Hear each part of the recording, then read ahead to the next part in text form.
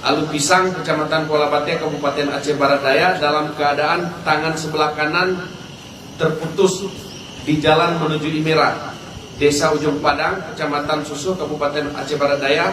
Namun pada saat itu belum diketahui apa menjadi penyebab sehingga atas kejadian tersebut Satreskrim Polres Aceh Barat Daya melakukan penyelidikan untuk mengusut tuntas lebih lanjut.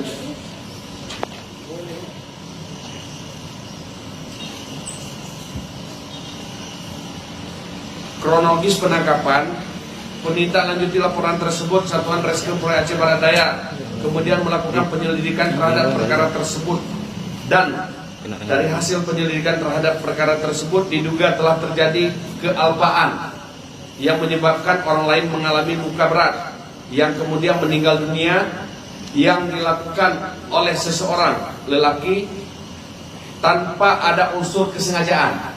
Saya ulangi, tanpa ada unsur kesengajaan.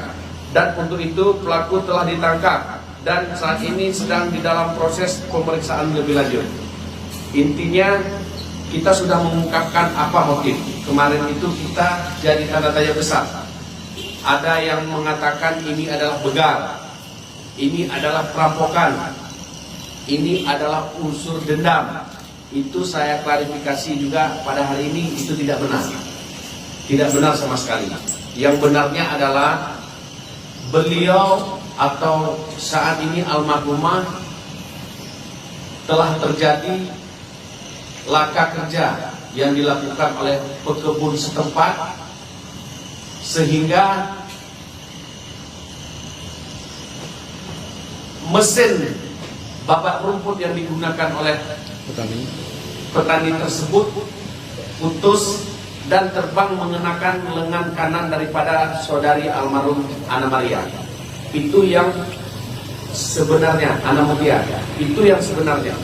Tidak ada motif lain, tidak ada unsur dendam, tidak ada